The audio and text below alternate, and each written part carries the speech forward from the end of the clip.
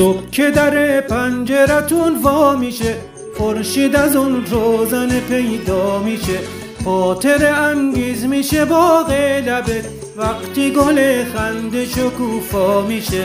وه که چه زیبایی، نرم و دلارایی، مثل یه رویایی. دل من دیوونه برا تو پریشونه، بیا که دلم ز تو به خدا نمیشه جدا.